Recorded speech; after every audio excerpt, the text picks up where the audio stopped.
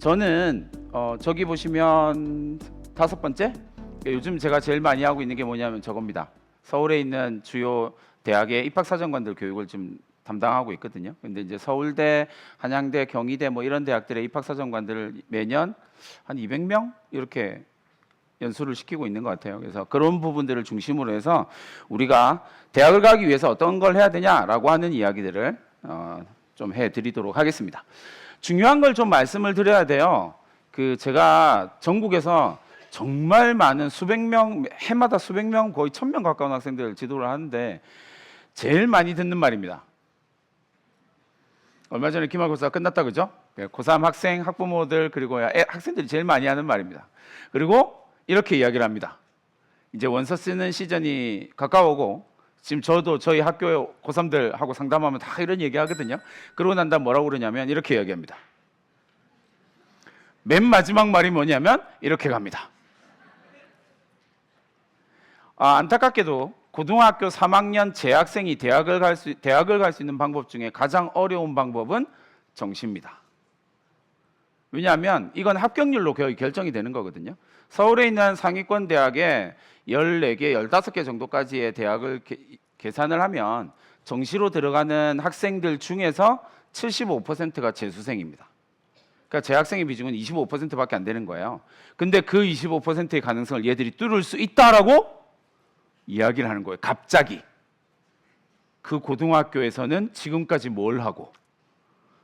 그래서 이 부분에 대한 고민을 하셔야 됩니다. 제가 확실하게 전체적인 이야기를 하기 앞서서 정시에 대한 고민을 하고 있는 학생들이 있다면 확실하게 선을 하나 말씀을 드리면 정시에서 성공하는 학생은 수시에서는 성공하는 학생들의 부류가 한 3-4가지 정도 나올 수 있거든요. 근데 정시에서 성공하는 학생들의 부류는 딱 한 가지밖에 없습니다. 확정적입니다. 하루에 13시간 이상을 공부를 해야 됩니다. 그럼 이제 그 옆에 있는 놈 쳐다보세요, 빨리. 이놈이 하루에 13시간을 공부할 수 있을까 없을까가 중요한 기준이 되는 겁니다. 전년도 수능을 기준으로 해서 말씀을 드리면 원점수 계산을 해보면 국어, 수학, 탐구 원점수 합계 300점이거든요. 300점이고 전년도를 기준으로 하면 대략 전국의 의대가 한 284점 정도에서 끝났습니다. 그러니까 4점짜리 4개 틀리면 의대 끝. 국수 탐탐 해서요. 그리고 이제 4점짜리 3개, 3점짜리 하나, 2점짜리 하나 틀리면 이제 얘는 5개나 틀린 학생이잖아요. 공부를 못하는 학생이니까 서울대를 가야 돼요. 그러니까 수능 5개부터 서울대를 가게 되는 거거든요. 평균적으로. 그러면 이제 그 다음부터는 되게 어려운 이야기가 나오는 겁니다. 이게 정말 그렇게 되나? 라고 그렇게 쭉쭉쭉 계산을 해보면 서울에 있는 상위 10개 대학을 간다라고 이야기하는 건 틀린 개수로 따지면 진짜 쉽지 않거든요. 근데 그 어려운 걸 지금까지 놀던 놈이 갑자기 하겠다라고 이야기를 하는 거야. 그러니까 신뢰가 안 생기죠. 그래서 그걸 해낼 수 있는 방법은 12시간, 13시간 이상의 공부입니다.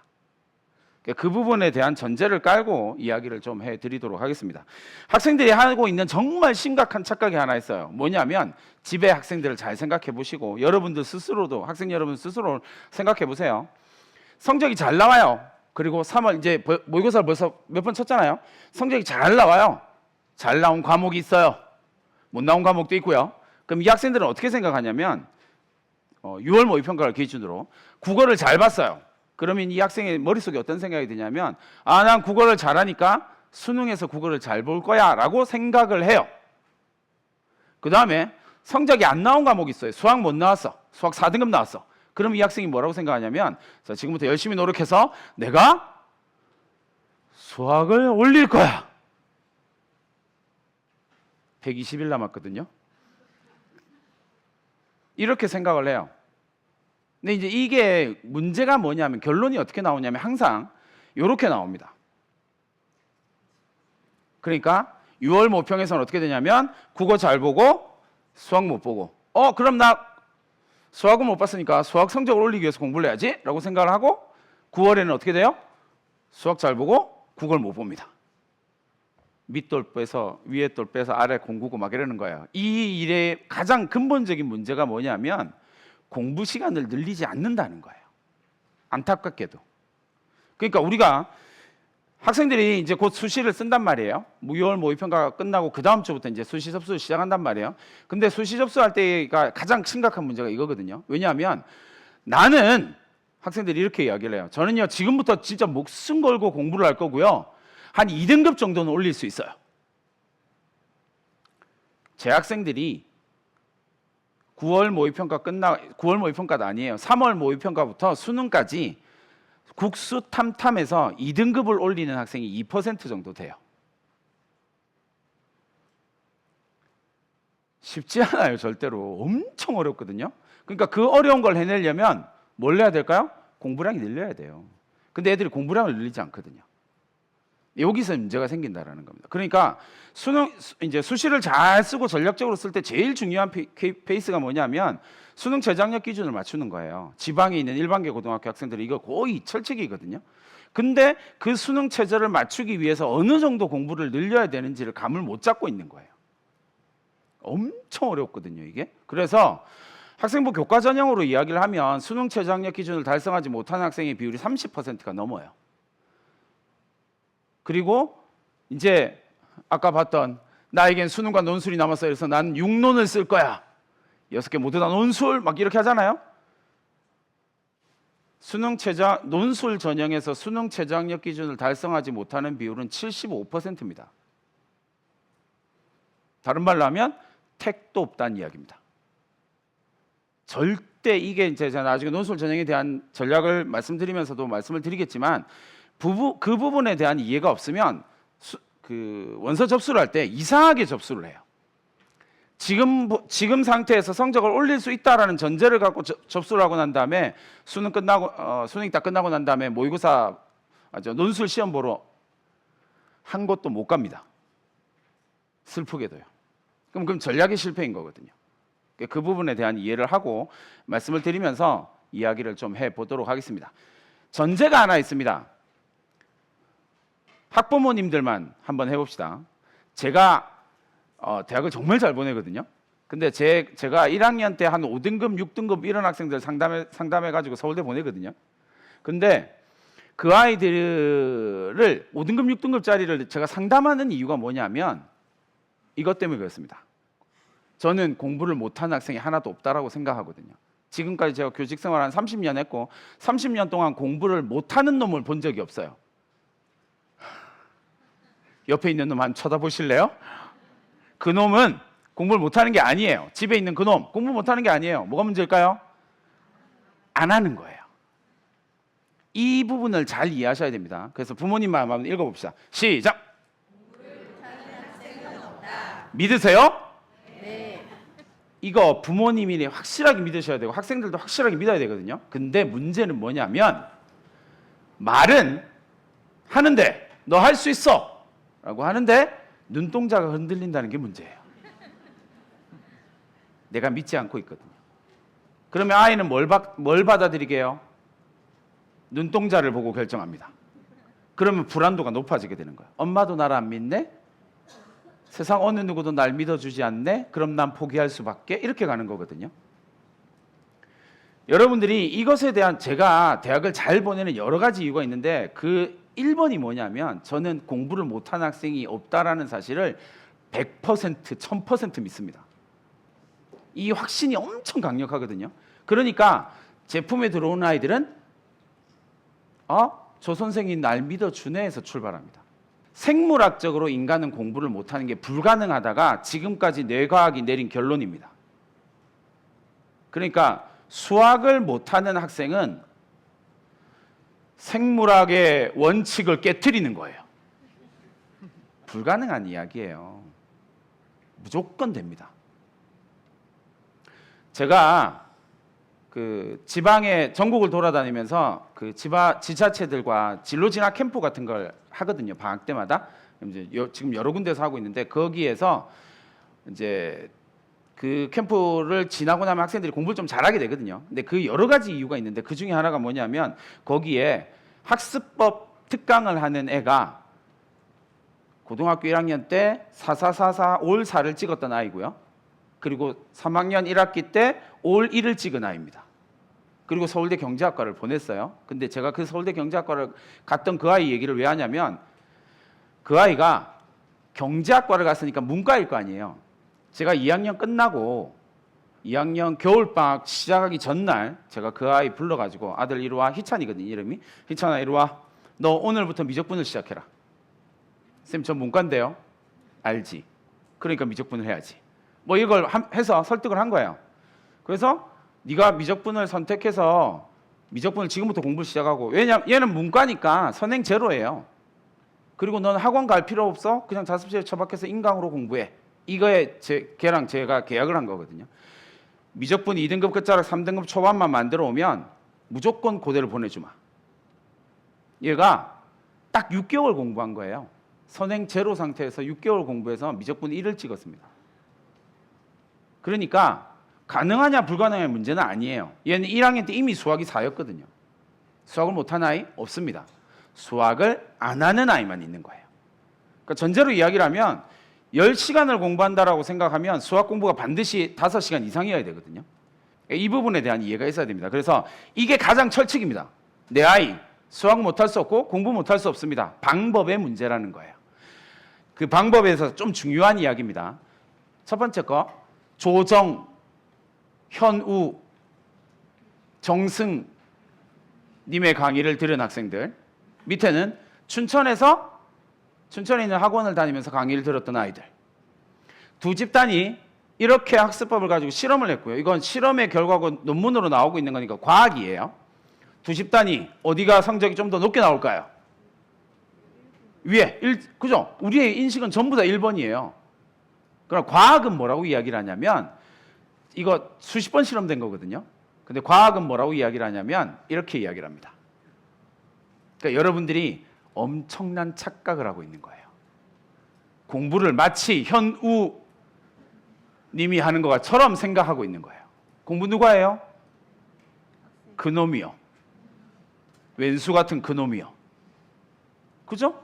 그 아이가 아무리 좋은 인강을 들어도요, 지가 공부 안 하면 이건 아무 의미가 없습니다. 여러분들이 정말 착각하는 것 중에 하나인데, 고등학교 공부는 중학교, 초등학교 공부랑 완전 달라서, 초등학교, 중학교 공부는 쉬운 걸 배우는 거거든요. 근데 고등학교 공부는 고난이도를 배워요.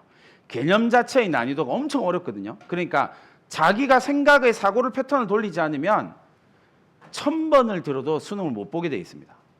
듣는 공부는 절대 성적이 안 나오거든요. 수능은 1000번, 10,000번을 들어도 성적 절대 안 나옵니다. 근데 우린 자꾸 듣는 공부를 하거든요. 그러니까 애들이 공부할 때 어떻게 하냐면, 고3들 지금 보세요. 인강 들을 때 어떻게 듣게요? 이렇게 봅니다. 와, 공부하는 게 너무 행복해요. 이게 제가 이름을 붙인 게 있어요. 이렇게 공부해서 아는 놈이 뭐라고 부르게요? 천재라고 불러요. 듣는 걸로, 보는 걸로 알 수 있는 아이는 천재예요. 그거 말고는 없습니다.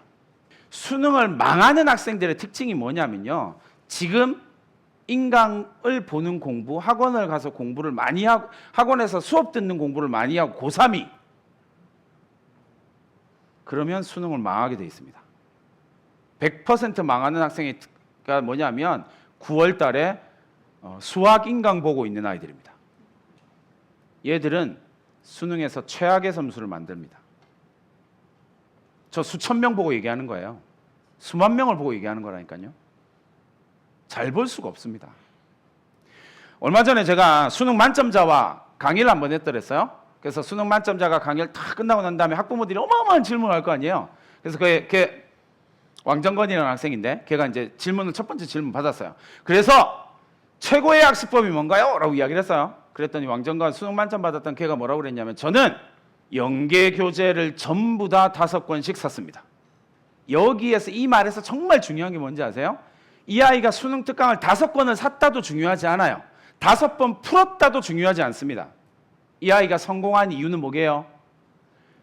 5번을 풀 시간을 혼자 공부했다라는 거예요. 그게 성공의 비결입니다. 고3에게 가장 중요한 건 문제를 직접 푸는 시간을 맥스로 늘린다예요.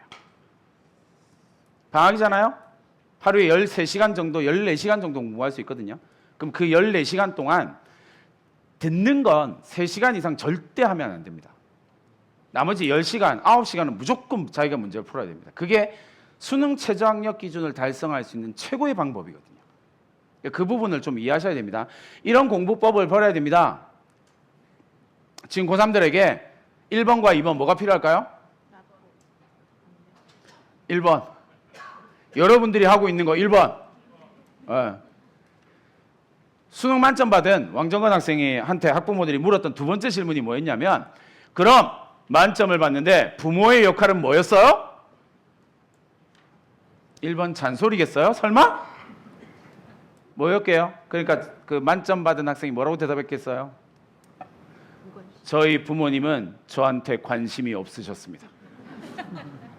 공부해라는 말도 하지 않고 관심이 없었습니다. 여러분, 지금 고3들한테 절대 공부하라는 말을 하시면 안 됩니다. 왜냐하면 잘 생각해 보세요. 여러분들의 전략이 실패하는 이유가 있거든요. 내가 공부하라는 이야기를 했을 때 아들, 딸의 반응을 보세요. 와, 나 공부하는 거 깜빡 잊고 있었는데 엄마 고마워? 설마 그러겠어요, 그놈이? 승질을 낸다고요. 그러면 화가 났으니까 공부는 돼야 안 돼요? 안 됩니다. 그 이후에 3시간 동안은 공부 끝. 감정이 가라앉아야 공부가 되는 거거든요. 자, 누구를 3시간 동안 공부 안 한 이유가 누구 때문이에요? 부모 때문이요. 왜 자녀 인생 망치세요? 여러분들의 행동이 자녀 인생을 망치고 있는 거예요. 하지 마세요. 절대로요. 여러분한테 필요한 건 이겁니다. 제가 전국을 돌아다니면서 무수히 많은 아이들을 지도하면서 좋은 대학을 성공적으로 보낸 아이들한테 항상 공통적으로 이야기하는 문장입니다. 학생들만 읽어봅시다. 이게 어디에 들어가는 거냐면 핸드폰 바탕화면에 들어갑니다. 그래서 이 아이들한테 뭘 시키냐면 핸드폰 화면이 열릴 때마다 저 문장을 소리내서 읽게 만들어요. 이거 연습시키면 금방 되거든요. 그럼 핸드폰을 열고 이 아이가 이거 소리내서 읽는 게 중요합니다. 눈으로 보는 공부 아무 의미 없습니다. 반드시 소리내서 읽어야 되거든요. 그러면 우리 뇌는 RAS라고 하는 망상 활성화 시스템이라는 게 있거든요. 조금 어려운 단어라서 설명 패스. 어쨌든 이 RAS라고 하는 시스템이 뭐냐면 내가 생각한 걸 구현해내는 거예요. 이게 됩니다. 그래서 제가 2번을 되게 강조하거든요. 아침에 이 아이들이 6개월 동안 뭘 해야 되냐면, 제 지도를 받으려면 6개월 동안 아침에 일어나서 이 문장을 5번 소리 크게 외치고 영상을 찍어서 저한테 보내야 됩니다. 뭐냐면 나는 공부를 좋아한다예요. 우리 뇌의 망상 활성화 시스템이 뭘 하냐면 공부를 잘할 수 있는 방법을 찾아요. 이게 우리 뇌가 작동하는 방식이거든요. 근데 이 아이가 맨날 뭐라고 그래요? 시험 치고 난 다음에 공부하고 난 다음에 공부하기 싫어! 라고 이야기를 하면 내가 무슨 짓을 하게 해요? 공부를 싫어할 방법을 찾아요. 이게 우리 뇌가 작동하는 방식이라고요. 그러니까 이 아이들은 뭘 해야 되냐면 아침에 나는 공부를 좋아합니다를 5번 외치고요. 저녁에 잠자기 전에 마지막 장면에서 잠자기 전에 뭘 하냐면 나는 공부를 잘한다라고 외치고 잡니다. 영상을 찍어서 저한테 보내죠. 그러면 잠자는 동안 내가 뭐 하게 해요? 다음 날 공부를 잘할 수 있는 방법을 찾습니다. 이게 우리 뇌가 작동하는 방식이라는 거예요. 그러니까 철저하게 세뇌시키거든요. 그러면 그 아이는 공부를 좋아하고 공부를 잘하게 됩니다. 똑같아요. 부모님한테 말씀드립니다. 부모님은 이 문장을 부모님한테 적용하면 이렇게 됩니다. 부모님 한번 읽어봅시다. 시작. 지금 이 행동은 자녀를 대학 보낼 수 있는 행동인가? 제발 부탁드리는데 내가 지금 하는 말과 내가 하려는 눈빛, 내가 하려는 행동이 내 아이를 대학 보내게 만들 수 있는 행동인지를 생각하셔야 돼요. 그게 아니면 실패합니다. 성공하는 사람은 철칙입니다. 성공하는 사람은 성공할 수밖에 없는 행동을 쌓고요. 실패하는 사람은 실패할 수밖에 없는 행동을 쌓습니다. 부모님으로 얘기하면 좋은 대학을 보내는 부모는 좋은 대학을 보낼 수 있는 행동을 쌓고요. 좋은 대학을 보내지 못한 학부모는 좋은 대학을 보낼 수 없는 행동을 쌓았기 때문에 입시에서 실패합니다. 그 부분을 좀 잘 기억해 두시고 저 문장을 핸드폰 바탕화면에다가 봅니다. 진짜 생각하고 말하기. 내가 짜증난다고 애한테 짜증내는 게 아니에요. 그러면 실패하거든요. 그 부분을 좀 생각해 주시고요. 이제 입시에 대한 이야기로 넘어가겠습니다. 대학의 본질은 딱 하나입니다, 여러분. 어떤 학생을 선발하냐면 우수한 학생을 선발합니다. 근데 문제는 여기서 제일 심각한 문제가 뭐냐면요. 제가 우수하다라고 이야기를 하잖아요. 그럼 여러분들 머릿속에 여러분들이 생각하는 우수함이 짠 올라와요. 그래서 대학을 못 가는 거예요. 이건 누구의 주장이에요? 대학의 주장이에요. 그러니까 누구의 생각을 따라가야 돼요? 대학이요. 제가 입학사정관들, 그 학생부를 평가하는 입학사정관들과 위촉 입학사정관들 대학 교수를 앉혀놓고 입시 연수를 할 때 제일 중요하게 생각하는 게 이거거든요. 여러분, 대학이 사용하는 모든 단어들은요, 학술 용어예요. 따라해 볼까요? 무슨 용어라고요? 학술 용어. 학술 용어의 특징이 뭐게요? 일상어와 다르다라는 거예요. 여러분들이 생각하는 개념과 대학이 생각하는 개념은 완전 달라요. 이걸 이해하지 못하면 평생 저놈은 왜 대학을 붙었는지 몰라요. 공부하셔야 됩니다. 이 단어를 대학이 쓰는 단어를 공부하셔야 돼요. 근데 그 단어 어디에 있게요? 대학 입학처 홈페이지에 있어요. 대학 다 공개하거든요. 근데 우리나라는 놀랍도록 아무도 대학에 관심이 없습니다. 그 모든 정보를 어디서 얻어요? 학원에서 얻어요. 그 학원이 뽑는 줄 알아요. 말도 안 되는, 그런 말도 안 되는 행동을 하니까 입시는 자꾸 산으로 가는 거예요. 성적도 산으로 가고요. 여러분, 성공하는 방법은 그걸 뽑는 사람이 뭐라고 하는지를 아셔야 돼요. 그게 학술 용어라고요. 그러니까 여러분들이 공부를 하지 않으면 이 우수라고 하는 단어를 이해를 못해요. 그럼 탈락. 여러분들이 생각할 때 대학 가기 위해서 뭐 해야 돼? 열심히 공부해야죠. 추상성이 극대화된 거예요. 우리 뇌는 추상성에 반응하지 않습니다. 무조건 구체적이어야 돼요. 그러니까 이성적으로 발달한 학생이 이성적으로 성장했냐 발달했냐 뭐 이런 걸 이렇게 판단하는 지표가 뭐냐면 추상적으로 대답하는 놈들은 뇌가 덜 발달된 거예요. 아직. 언제 발달되냐면 그런 아이들의 뇌는 언제 발달되고 완성되냐면 남학생은 27에 이건 제가 얘기하는 게 과학이에요.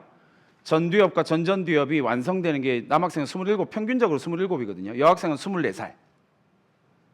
그때서야 드디어 합리성에 대한 단어를 이해하기 시작해요. 근데 조금 빠른 학생들은 빨리 가겠죠? 그러면 이렇게 빨리 갈 수 있는, 빨리 가는 학생들의 특징이 뭐냐면 그걸 어떻게 만들어주냐면 구체성이에요. 구체적인 사고를 하는 순간 이 아이의 뇌는 빨리빨리 돌거든요. 그래서 절대 추상적으로 얘기하시면 안 됩니다. 대학도 그걸 원하지 않거든요. 학생부에 우수한 학생입니다 적어놓으면 대학은 다 떨어뜨립니다.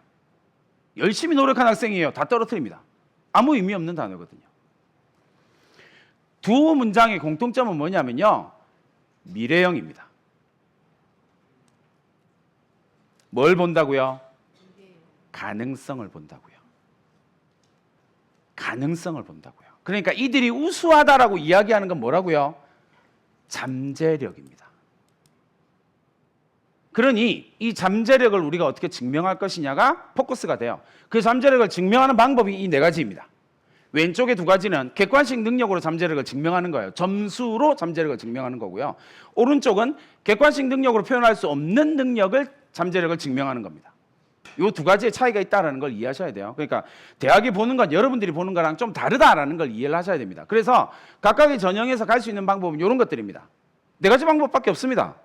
그 네 가지 방법 가운데 그럼 뭘 선택해야 되나요? 라고 이야기하면 잘 생각하세요. 내 아이가 잘하는 걸 선택해야 됩니다. 자, 올해 수능을 보는 학생은 51만 명입니다. 쉽지 않죠? 3월에 이 학생들이 3월에 봤던 3월 학력평가 시험에서 응시생은 32만 명이었습니다. 지금은 51만 명이 수능을 볼 거거든요. 근데 이게 여러분들이 조금 언론에 나오는 기사들이나 이런 것들을 볼 때 항상 속는 게 좀 있거든요. 그게 뭐냐면 제가 51만 명이라고 이야기했고요. 수능이나 9월 모평 이런 데는 어떻게 나올 거냐면 56만 명이라고 나올 거예요. 역대 최대 인원 막 이러면서 불안을 부풀리는 거거든요. 근데 거기서 10%는 항상 수능을 보러 안 옵니다. 왜냐하면 그래서 항상 수능 응시 인원을 보는 게 되게 중요하거든요. 실제 수능을 본 아이들에서 등급이 나오는 거니까 접수했다라고 그 아이들이 밑 부모가 깔리는 게 아니거든요. 그러니까 정확하게는 51만 명이 올해 수능을 볼 거란 말이에요. 그중에 17만 5천 명이 졸업생입니다. 쉬울까요? 어려울까요? 그래서 정시가 어렵다고 이야기하는 겁니다. 17만 명이 기다리고 있거든요.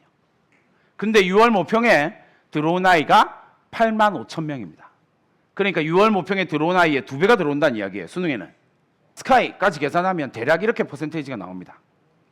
그러니까 고대 마지막 학과가 3.7%예요. 쉬워요? 어려워요? 엄청 어려워요. 그럼 부모님들한테 질문, 여기 대부분이 부모님이시니까 질문, 여러분들은 저 3.7%를 만들기 위해서 어떤 전략 갖고 있으세요? 선생님, 전 아이한테 죽도록 공부하라고 말합니다. 한 30만 명의 학부모가 그렇게 얘기할 거예요. 그건 빵점짜리 전략이에요. 죄송하지만 그건 아무 준비가 안 된 고3 학부모입니다. 그건 나쁜 거예요. 여러분, 3.7%짜리 전략이 있으셔야 돼요. 고대를 보내고 싶다면. 건국대학교가 11% 대학입니다. 그러면 11%짜리 전략이 있어야 가요. 없는데 갈 수 없다고요. 그럼 선생님 어떤 전략을 짜야 하나요? 라고 이야기를 하면 중요한 거 하나 말씀드릴게요. 입시에서 성공하고 실패하는 건 정보, 2가지 정보 때문에 성공과 실패가 결정되거든요. 첫 번째가 뭐냐면 전형에 대한 정보예요.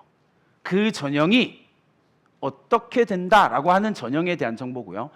2번째 정보가 뭐냐면 내 아이에 대한 정보예요.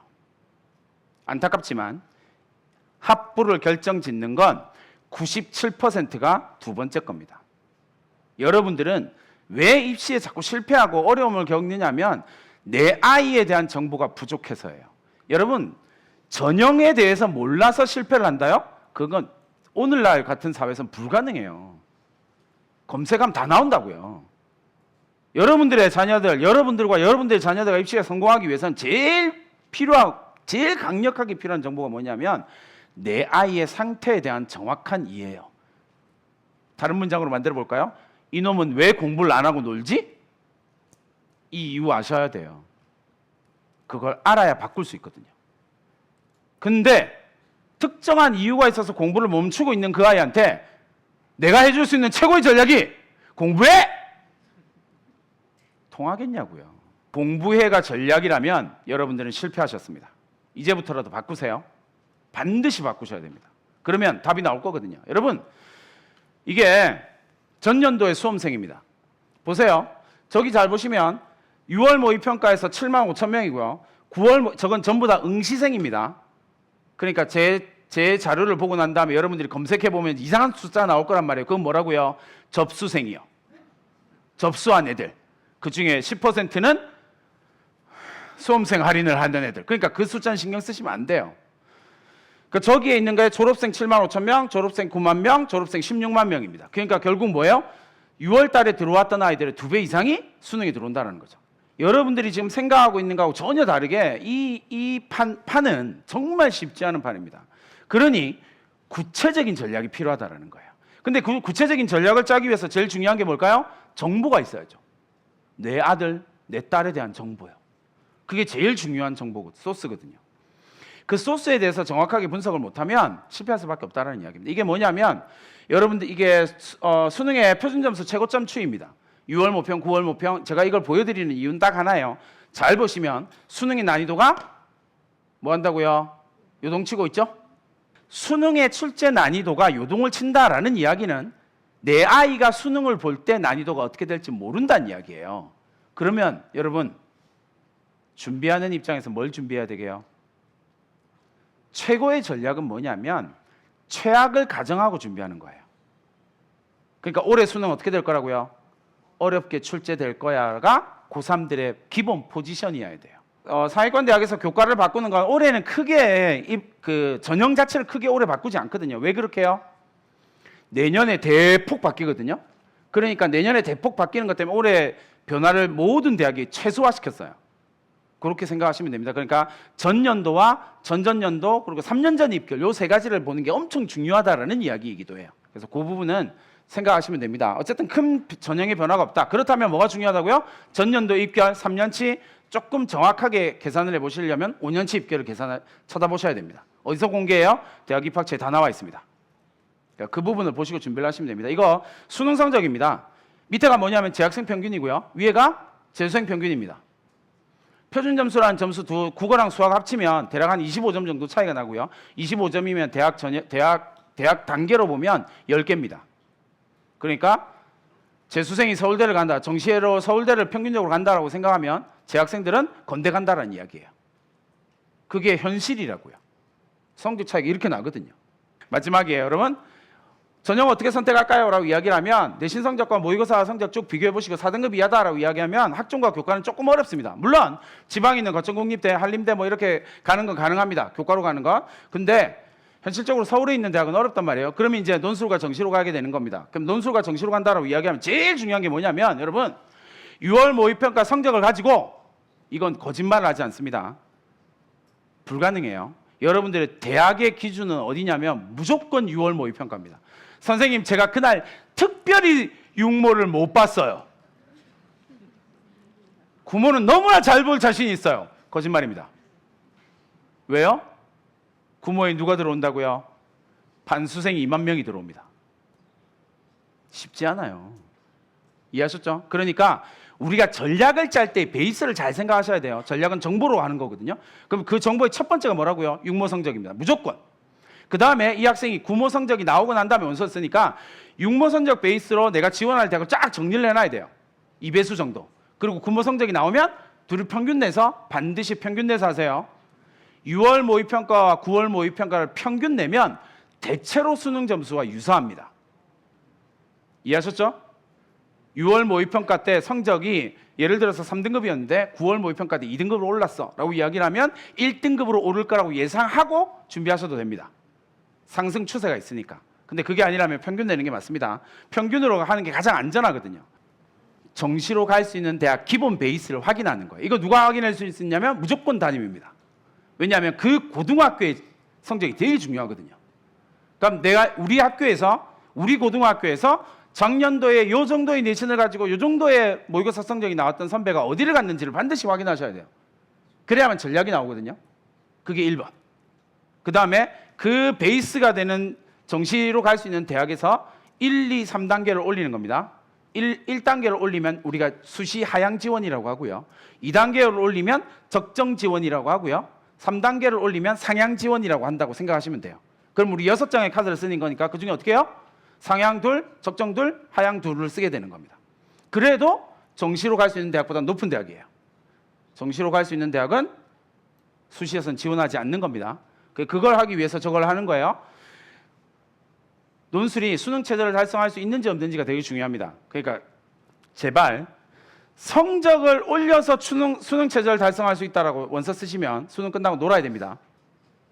그래서 6개의 카드를 쓸 거니 어떻게 써요? 하나는 수능 체제를 2등급 올린 수능 체제. 그 다음에 적정은 어떻게 가요? 지금부터 열심히 공부해서 수능 체제를 하나 더 올린 거. 그리고 마지막에 나머지 2개는 반드시 뭘 쓰라고요? 수능 체제가 없거나 아니면 지금 6월 모평으로 수능 체제를 달성할 수 있는 대학을 쓰는 거예요. 그러면 수능 끝나고 난 다음에 논술 보러 갈 수 있게 되거든요. 제발 수능 끝나고 논술 좀 보러 가자고요. 그러니까 이렇게 보수적으로 판단해서 논술을 가는 게 맞다라고 생각하시면 됩니다. 그러니까 수능 체제를 달성할 수 있으면 논술 준비를 하는 거고요. 수능 체제를 달성할 수 없다면 대체로 약수능 논술로 이동하시면 된다라고 전제를 이렇게 하시는 게 가장 일반적인 지원 전략이고 패턴이다라고 생각하시면 되고요. 두 번째는 이제 전년도와 비교해서 학생부 쭉 봤더니 이제 학종과 교과를 쓴다라고 이야기를 하면 학생부의 수준이 낮다라고 이야기하면 뭘로 가요? 학생부 교과로 가는 겁니다. 그 다음에 수능 체제를 달성할 수 있다라고 이야기하면 상향으로 가는 거고요. 수능 체제를 달성할 수 없다라고 생각하면 안정으로 가는 겁니다. 그 다음에 내가 비교해봤더니 학생부의 수준이 되게 높게 나왔어요. 그럼 뭐 해야 돼요? 학종을 써야 되겠죠? 학종도 마찬가지입니다. 수능 체제를 달성할 수 있다라고 하면 상향, 수능 체제를 달성할 수 없다면 다수 상향. 학종은 하향이 없어요. 그렇게 생각하고 전략을 까시면 됩니다. 그러니까 전체적으로 이런 전략을 가지고 6장의 카드를 적절히 활용하는 게 되게 중요합니다. 그러면 우리는 전략적인 승리를 할 수 있게 되는 거거든요. 전제가 되는 건 항상 내가 정시로 갈 수 있는 대학을 픽스하는 거예요. 그래야만 전략이 나오게 되거든요. 다만 마지막, 여러분 이게 위에는 서울대를 가는 학생들이고요. 밑에는 여러분들 자녀들이에요. 차이 안 나죠? 일일 평균 공부 시간 차이 안 나죠? 아! 서울대를 가는 놈들은 원래 머리가 좋은 아이. 그럴 리가 있어요, 여러분. 이 데이터는 차이가 안 납니다. 그럼 어디에서 차이가 나는지 잘 보세요. 이건 대략 한 5만 명 데이터거든요. 어디에서 차이가 나냐면 여기서 차이 납니다. 이해하셨나요?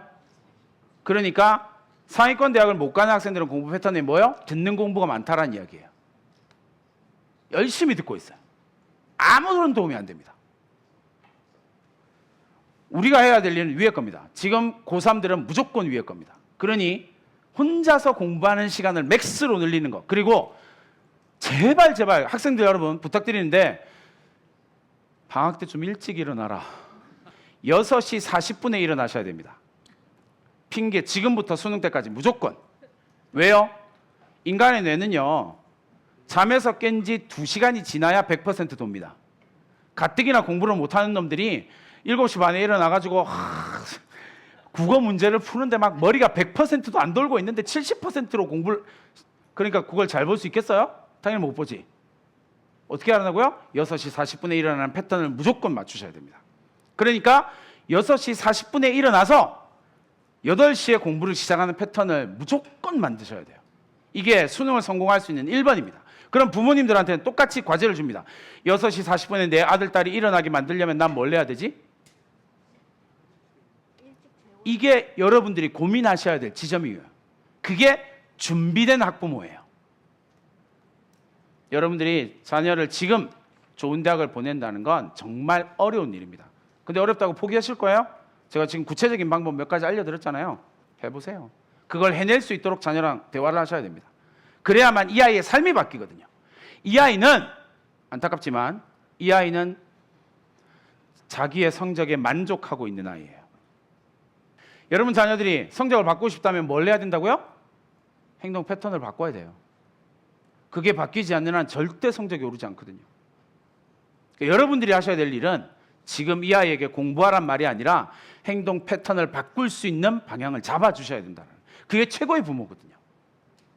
공부하라는 말 대신 그런 전략을 함께 짜고 고민하는 학부모, 그 학부모가 성공하게 돼 있는 거거든요.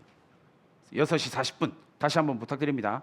여러분 자녀들이 6시 40분에 반드시 일어날 수 있도록, 12시 반에는 무조건 잘 수 있도록. 핸드폰은 이게 합의가 되어야만 해요. 이 아이는 성적을 바꿀 생각이 없는데 부모는 바꾸고 싶잖아요? 그럼 누가 먼저 바뀌어야 되게요? 부모가 먼저 바뀌어야 됩니다. 멋진 결과를 만드는 멋진 학부모님의 선택이 있기를 바랍니다. 춘천 학부모님들을 응원하겠습니다. 감사합니다.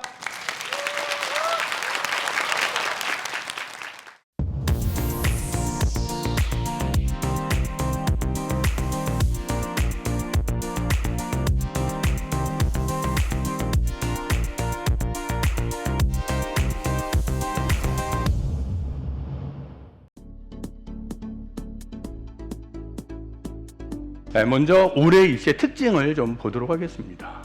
올해 입시의 특징을 살펴보면요, 우선 전체적으로 모집 인원은 증가했다라고 하는 것입니다. 그래서 작년보다 약 538명 정도가 늘었다라고 하는 것이고요. 그런데 수시 모집은 1,735명이 늘었습니다. 전체 538인데 수시는 1,735명. 그러면 뭔가 줄어야 되잖아요. 정시 모집이 약 1,200명 정도가 줄었다, 이렇게 생각을 하시면 될 것 같습니다. 그래서 늘어난 인원을 전형별로 살펴보면 학종이 한 558명 정도, 그리고 교육과 전형이 900명 정도가 늘은 거죠. 논술도 늘고 실기도 늘고, 전반적으로 수시의 전형들은 다 모집 인원이 늘었다, 이렇게 생각을 하시면 될 것 같고요. 사회통합 전형의 모집 인원도 기획 인형은 줄었지만 지역 인형은 느는 이런 구조이고요. 올해 입시의 가장 핫 뉴스, 핫 이슈, 가장 큰 것은 지역 의사제이죠. 지역 의사제입니다. 의대 정원은 원래 3,058명을 뽑습니다. 그런데 올해는 지역 의사제로 490명이 증원된 거죠. 그래서 전체적으로는 한 3,548명 정도를 뽑는 이런 부분이 있는데 이 지역의사제 전형 때문에 의대 인원이 늘었다. 근데 의대는 상위권 학생들이 가는 그런 전형이기 때문에 의대를 가지 않는 학생 입장에서 보면 지역의사제가 490명이 늘었기 때문에 490명 정도만큼 다른 전형은 조금 입결이 떨어질 수도 있다. 이 점도 좀 주의 깊게 보시면 될 것 같습니다. 그래서 전체적으로 의대 모집 인원을 보면 2027이죠. 2027 부분에서 학생부 교과 전형으로 1,176명 정도를 뽑고 학생부 종합 전형으로 1,227명을 뽑습니다. 작년과 달라진 점은 교과 전형이 작년까지는 좀 많은 인원을 뽑았는데 올해부터는 종합 전형이 역전을 시킨 거죠. 그래서 종합 전형 인원이 늘었다라고 하는 것이고요. 내년으로 올라가면 역시 종합 전형 인원이 점점 더 많아지고 있다라는 부분도 참고적으로 보시면 될 것 같습니다. 그래서 수시 모집에서 2,574명, 근데 전체 모집 인원의 거의 70% 정도를 수시로 뽑고 그리고 정시로는 한 28% 정도를 뽑는 이런 전형이 의대 쪽이다. 요거는 이제 전형 내 전형을 소개해 드린 것입니다. 자, 지역의사제 특별 전형을 좀 살펴보면 지역의사 전형이라고 하는 것은 이게 대통령령으로 정한 거예요. 그래서 그 지역에 있는 학생들 중에서 일단 뽑고 그 지역의사제로 대학에 들어오면 그 학생이 대학을 다닐 때 입학금, 수업료, 교재비, 기숙사비 이런 것들을 다 지원을 해줍니다. 지원을 해서 학생이 의대를 다니는 것이고요. 그 대신 조건이 있는 거죠. 졸업을 하면 그 지역에서 10년간 근무를 해야 된다라는 조건이 걸려 있다라고 보시면 될 것 같습니다. 그래서 올해 모집 인원을 보면 이렇게 1번부터 9번까지 되어 있는데 우리가 살고 있는 지역은 강원도죠. 7번을 좀 보셔야 될 것 같아요. 그래서 강원특별자치도는 카톨릭관동대, 강원대 미래캠퍼스, 연대 미래캠퍼스, 카톨릭관동대, 강원대, 연대 미래캠퍼스, 한림대 이렇게 4개 대학에 해당이 된다라고 보시면 되고요. 이 4개 대학을 좀 더 구체적으로 살펴보면 강원도를 잠깐 봐주시기 바랍니다. 2027 올해 63명 정도가 좀 늘어나는 것이고 내년부터 2028부터 2031년까지는 79명을 더 뽑는 이런 제도가 지역의사제 제도이다라고 생각을 하시면 될 것 같습니다. 그래서 다시 한번 살펴봤습니다. 자, 강원대죠. 강원대를 보면 권역이 있습니다. 권역이 있는데 우리가 살고 있는 이 지역은 춘천권이잖아요. 그래서 춘천권을 보시면 춘천, 홍천, 철원, 양구, 화천에 해당이 되고 거기에서 강원대에서는 8명을 지역의사제로 뽑는다. 그래서 지역의사제로 들어가면 일단 뭐 학비나 뭐 책값이나 수업료 들지 않는 것이죠. 그리고 그 지역에서 대신 10년 근무의 의무 조항이 있다. 이렇게 살펴보시면 될 것 같고요. 자, 연세대 원주 캠퍼스죠. 원주 쪽의 캠퍼스를 보면 춘천권에서 2명을 뽑습니다. 2명을 뽑고요. 한림대, 그다음에 가톨릭관동대는 춘천권에서 각 1명씩 선발을 한다라고 보시면 될 것 같습니다. 그래서 물론 한림대나 가톨릭관동대는 1명이죠, 1명. 저 권역에서 춘천, 홍천, 철원, 양구, 화천에서 1명인데 과연 누굴까요? 올해 입시가 끝나면 누군가 1명이 들어갔을 것이다. 이렇게 생각을 하시면 될 것 같아요. 그러면 어떻게 뽑을까요? 자, 4개 대학이 있는데 강원대는 학생부 교과 전형을 뽑습니다. 학생부 교과 전형을 뽑는데 교과 100이죠. 교과 100이니까 성적을 가지고 뽑는다라고 하는 것이고요. 의대니까 수능 최저가 걸려 있죠. 수능 최저는 3합 7이라는 수능 최저가 걸려 있고 수학과 과학은 한 과목을 반영하는데 이건 필수다. 그러니까 수학, 과학을 포함해서 3합 7을 맞추려면 2, 3이면 맞춰지는 거죠. 3을 맞췄을 때 내신 성적을 뽑는다. 그러니까 대부분 학교에서 성적이 좀 우수한 학생이 수능 최저를 준비해서 강원대 지역인재로 지원하지 않을까 하죠. 이렇게 생각이 됩니다. 지역 의사제로 지원하지 않을까 이렇게 생각이 되고요. 연대 미래캠퍼스, 한림대, 가톨릭관동대는 학생부 종합 전형으로 뽑습니다. 종합 전형으로 뽑는데 연세대 미래캠퍼스의 경우는 서류 80에 면접 20이 들어가는 것이고요. 한림대와 가톨릭관동대는 한림대의 경우 1단계를 서류 5배수, 2단계 면접. 가톨릭관동대는 면접 없이 서류 100 이렇게 뽑습니다. 역시 의대이기 때문에 수능 최저가 좀 높게 설정되어 있다. 자, 수능 최저 보시면 전부 다 3합 5로 설정되어 있고 가톨릭관동대는 3합 7이죠. 3합 7이면 다른 대학에 비해서 수능 최저가 좀 낮죠. 수능 최저가 낮으면 입결은 높아진다고 보셔야 돼요.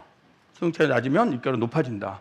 그래서 학생이 이 부분에 해당을 하는 학생이라면 수능 최저를 좀 높은 쪽을 맞춰버리면 좀 더 합격 가능성은 높아진다. 이렇게 생각을 하시면 되고요. 바로 이 부분 지역의사 특별 전형은 올해 이제 처음 시작하는 그런 전형이고 전국적으로 490명 그리고 우리 고장 춘천에는 강원대에서 좀 많이 뽑죠. 분이 있으니까 이 부분도 좀 보시고 여기 오늘 와 계시는 1, 2학년 학생들은 올해 입시가 끝난 다음에 어느 학교에서 지역의사제로 들어갔는지 그 학생은 어떠한 성적으로 들어갔는지를 좀 살펴보시고 준비하시면 될 것 같다. 그래서 전반적으로는 일단 내신 성적이 좋아야 되고 학생부 종합전형은 학교 생활을 보는 전형이기 때문에 학교 생활을 충실히 해서 생활기록부도 잘 관리를 해야 들어갈 수 있는 그런 전형이다 이렇게 생각을 하시면 될 것 같습니다. 자, 지역인재 지원 전략으로 가도록 하겠습니다. 먼저 학생부 교과 전형입니다. 교과 전형은 내신 성적으로 뽑는 전형인 거죠. 이 부분은 이제 수능 최저 기준이 있는 그런 전형입니다. 교과 전형이니까 교과 100으로 뽑는데 출결을 반영하는 대학이 있습니다.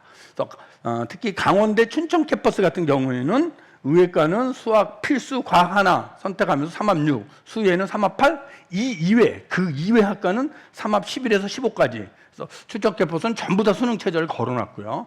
다른 대학들은 의대나 치의대와 같은 이런 의치 쪽만 수능 최저가 걸려 있다라고 보시면 될 것 같습니다. 그래서 의학계열로 가는 아이들은 내신 관리와 함께 수능 최저 준비하셔야 되고 강원대 춘천 캠퍼스 쪽은 모든 학과가 수능 최저가 걸려 있다. 그래서 내신과 함께 수능 준비도 해야지 가는 그런 것이 학생부 교과 전형이다 이렇게 알아두시면 될 것 같습니다. 다음은 수능 최저가 없는 교과 전형인 거죠. 강원대 강릉 캠퍼스예요. 강릉 캠퍼스에 치의를 뺀 나머지는 수능 최저가 없고요. 또 강원대 삼척 도계 쪽 수능 최저 없습니다. 상지대는 한의예나 간호를 제외하고 수능 최저 없고요. 한림대 수능 최저 없습니다. 이런 부분도 보시면서 교과 전형으로 가는 아이들은 내신이 좋은 아이들이 주로 가게 될 텐데 내신이 좀 되면서 의치 쪽으로 간다. 의치 약한 이런 보건 의료 쪽으로 간다 그러면 수능 준비를 같이 하시면서 준비를 하셔야 된다라는 말씀을 드리고 싶습니다. 교과 전형이고요. 자, 선발 방법을 보면 지역인재 전형의 교과 전형입니다. 모집 인원이고요. 대부분 교과 100으로 뽑지만 출결을 반영하는 대학들이 있고 대부분 수능 최저가 없는데 수능 최저 있는 그런 부분들 특히 강원대 춘천 수능 최저 있고요. 치의나 한의, 간호 쪽은 수능 최저가 있다. 그래서 수능 최저 준비와 함께 교과를 준비하시면 될 것 같습니다. 학생부 교과 전형의 학생부 산출 방법인 거죠. 강원대는 국영수 4가 전 과목을 반영하고요. 상지대 한의에는 국영수 4가 중 학기별로 최대 5과목씩만 집어넣고요. 그 이외 학과는 국영수 4가 중 최대 2과목씩. 그러니까 국어 2개, 수학 2개 이렇게 2개씩이라고 하는 거죠. 한림대죠. 인문계는 국영수 4, 자연계는 국영수 관대. 상위 3개 교과의 평균. 그러니까 국수 0, 4 중에 성적이 좋은 3개 교과를 반영한다라고 보시면 되고요. 카톨릭 관동대입니다. 의학 간호는 국영수과의 전 과목이고요. 이외에 의학 간호를 뺀 학과들은 국수 0, 4과 중에 12과목을 반영한다. 경동대 전과목 등급 평가고요. 평균이고요. 한라대는 국수형 4과 중 10과목을 반영한다. 그러니까 대학마다 조금씩 반영하는 교과에 따라 좀 차이는 있고요. 전과목을 반영하는 것보다는 일부 과목을 반영하는 것이 내신이 약간 높게 형성될 가능성도 있습니다. 그래서 내가 지원하려고 하는 대학이 어떻게 성적을 반영하는지 그런 부분을 보면서 준비하시는 게 좋겠다. 이런 말씀을 드립니다. 그래서 학생부 교과 전형은 교과 성적의 반영 방법을 확인하셔야 되고요. 특히 수능 체제를 보면서 같이 준비하셔야 된다라는 말씀을 드리고 싶습니다. 다음은 학생부 종합전형인데요. 학생부 종합전형은 서류 종합이죠. 서류를 보면서 뽑는 전형이기 때문에 서류 관리를 잘 하셔야 되는데 이 서류 부분은 이제 생활기록부인데요. 생활기록부에서 대학이 보는 건 먼저 그 학교의 교육과정을 봅니다. 교육과정이 어떻게 되어 있고 그 다음에 학생의 성적. 이때 이 성적은 내가 지원하려는 모집단에 관련된 성적에 가중치를 주는 방식입니다. 그러니까 말하자면 학생이 수학과를 간다. 그럼 수학을 잘해야 되겠죠. 학생이 영문학과를 간다 그러면 영어를 잘해야 되겠죠. 공대를 간다 그러면 수학, 과학을 잘해야 되고요. 경영 경제를 간다 그러면 영어, 수학을 잘해야 되죠. 모집 단위와 관련 있는 과목에 가중치를 주는 방식이다. 학생이 평균 내신이 3등급 정도 되는데 수학은 다 1이야. 그리고 수학과의 원서를 쓰면 합격 가능성이 높겠죠. 평균 3등급 되는 애가 수학은 5등급이야. 그리고 수학과의 원서를 쓰면 그것은 떨어질 가능성이 높겠죠. 그러니까 그러한 전형이 학생부 종합전형이다라고 보시면 되고요. 지역인재 학생부 종합전형의 유형을 보시면 카톨릭 관동대 같은 경우 지역인재 수능 최저가 있는 경우는 의학 계열이나 간호만 수능 최저가 있는 거죠. 그리고 강원대 역시 학생부 종합은 수능 최저가 없는데 의회는 수능 최저가 있습니다. 그래서 대부분 보시면 한의의 의회와 같은 이런 메디칼 쪽은 수능 최저가 있고 메디칼이 아닌 쪽은 수능 최저가 없는 이런 전형이 학생부 종합 전형이다라고 보시면 될 것 같습니다. 그래서 대부분 이제 서류를 가지고 뽑는데 학생부 종합 전형은 어떤 애를 뽑냐면 대학은 대학 들어와서 공부 잘할 것 같은 애를 뽑는 거예요. 대학 들어와서 공부 잘할 것 같은 애는 고등학교 때 잘한 거죠. 그래서 고등학교 때 잘한 아이가 대학에서도 잘할 거라는 이러한 가정으로 뽑는 전형이 학생부 종합 전형이다. 그래서 학종은 성적만 좋은 애를 뽑지는 않습니다. 성적 좋은 애를 뽑지 않고요. 성적은 낮은데 활동을 많이 했어. 그런 애도 뽑지 않습니다. 그렇죠? 그런 애는 좋아하는 애가 아니에요. 성적이 어느 정도 되면서 모집 단위 관련 성적이 되면서 활동을 열심히 한 애를 뽑는 전형이 학생부 종합 전형이다라고 보시면 돼요. 그래서 가장 안타까운 아이는 성적은 바닥을 치는데 그냥 활동만 하는 애들. 그런 애 싫어해요, 싫어해. 그래서 대학은 아무리 뭐 전형이 바뀌어도 공부 잘하는 애를 뽑는 거예요. 그래서 다만 성적만 좋은 애를 뽑는 건 아닌 거죠. 그렇게 이해를 하시면 될 것 같습니다. 자, 학생부 종합 전형의 유형을 보면 두 가지인데요. 하나는 서류 플러스 면접형이에요. 1단계 서류, 2단계 면접으로 뽑는 그런 경우인 거죠. 그래서 강원대, 연대, 미래캠퍼스, 한림대를 쭉 보시면 이런 대학들이 1단계를 서류 한 3배수 정도, 한림대 학종 지역인재는 5배수를 뽑네요. 그리고 수능 최저는 한림대의 경우는 없고 다른 대학은 또 최저가 걸려 있는, 그래서 서류형은 최저가 걸려 있는 경우가 많이 있다라고 보시면 되고요. 두 번째는 서류형이에요. 서류형은 면접 없이 뽑는 거죠. 면접 없이 뽑는 그런 경우이고, 그래서 서류 100으로 뽑고 있다. 가톨릭 관동대 같은 경우 의학 계열만 수능 최저가 있는 거고요. 상지대 교과 20에 서류 80 수능 최저 있고요. 춘천교대가 수능 최저가 있습니다. 그래서 학생부 종합 전형은 서류 종합으로 뽑고 있는데 대학이 주로 메디칼 쪽은 최저를 걸었고 또 교대 같은 경우에는 또 최저도 있다라고 보시면 되고요. 학생이 학교 활동을 열심히 해서 그 내용이 생활기록부에 들어가는 그런 전형인데 학교 활동을 열심히 한다는 것은 수업 시간에 열심히 듣는 게 최고예요. 수업을 잘하세요. 수업을 잘하자. 선생님은 수업을 하면서 학생을 관찰하는 거죠. 학생을 관찰하고 그 내용을 생활기록부에 적어주는 것입니다. 그래서 수업을 열심히 하는 게 가장 중요한 부분이고 학교 밖의 활동은 생기부에 들어가지 않습니다. 그러니까 학교 생활을 열심히 하는 그런 학생을 뽑는 전형이다라고 보시면 될 것 같습니다. 자, 대입에 가는 학교 생활 기록부는 지금 중요한 부분은 이번에 일단 출결이고요. 2028이 되면 대학은 내년부터 출결을 더 강화시켰어요, 지금. 그래서 출결 관리 잘 하셔야 되고요. 그리고 5번 창체죠. 창체. 학교 생활을 통해서 진로 관련된 여러 가지 활동들. 그리고 6번 교과 성적과고 교과 세특 6번. 그리고 8번의 행동 특성 및 종합 의견. 이 종합 의견은 2학년 때까지만 내용이 들어가고 담임 선생님이 학년 말에 써주는 것이고요. 이것은 대학은 하나의 추천서의 형식이다라고 보시면 될 것 같아요. 그래서 2학년 때까지 열심히 학교 활동을 하시고 담임 선생님한테 자신의 진로나 자신의 고민을 다 얘기해서 담임 선생님이 그걸 알고 쓸 수 있도록 이렇게 준비를 하셔야 됩니다. 그럼 담임 선생님하고 친한 게 좋을까요? 담임 선생님하고 친하지 않은 게 좋을까요? 친해야 되겠죠. 왜냐하면 추천서를 바로 담임 선생님이 쓰는 거예요. 1, 2학년 담임 선생님이 쓰는 거예요. 그래서 좀 미워도 싫어도 담임 선생님하고 친하게 지내셔야 됩니다. 언제까지 친하게 지내야 되죠? 네? 생활기록부 다 쓸 때까지 친하게 지내시면 돼요. 왜? 담임 선생님이 추천을 3학년 건 안 들어갑니다. 안 들어가니까 그걸 잘 보시면서 준비하시면 될 것 같습니다. 자, 학생부 종합전형은 미리미리 준비해서 전공 관련 활동을 하시는 게 좋겠고 의회, 한의회, 간호와 같은 이런 보건 계열은 수능 최저 학력 기준이 설정되어 있기 때문에 학생 여러분들은 수능 최저 충족 여부를 확인하셔야 된다라는 말씀을 드리고 싶습니다. 다음은 수능 전형인데요. 지역인재 전형 중에 이제 논술 전형은 지역인재는 없고요. 수능 전형입니다. 수능 전형으로 지역인재 모집하는 걸 봤더니 대부분 의학, 간호 이쪽이에요. 이쪽이고 가나 다군으로 되어 있습니다.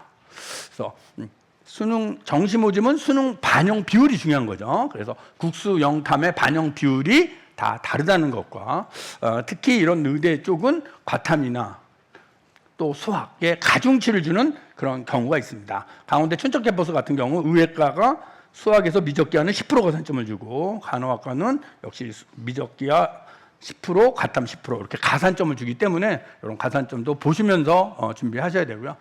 정시를 준비하는 학생이라면 내가 지원하려고 하는 대학이 수능의 반영 영역과 반영 비율이 어떻게 되는지 보시고 많이 반영하는 과목을 집중적으로 준비하는 게 좋고요. 또 수시를 준비하다가 나중에 정시 쪽으로 마음을 튼 아이라면 지원 모집 단위, 수능이 나온 다음에 내가 원서를 쓴다라고 한다면 나의 수능 성적을 보면서 대학이 가중치를 좀 많이 주는 그런 대학 쪽으로 준비하는 것이 합격 가능성이 좀 높다라는 말씀도 드리고 싶습니다. 해서 이제 정시 모집까지 알아봤고요. 이런 정시 모집은 이제 6월, 9월에 모의고사를 통해서 자신이 어디에 지원할 수 있는지를 좀 살펴보시고 대학마다 정시는 수능 반영 영역과 반영 비율이 다르기 때문에 내가 지원하는 대학이 어떻게 반영하는지 그걸 미리미리 보면서 준비한다면 성공할 수 있다라는 말씀을 드리면서 오늘 제 강의를 마치도록 하겠습니다. 감사합니다.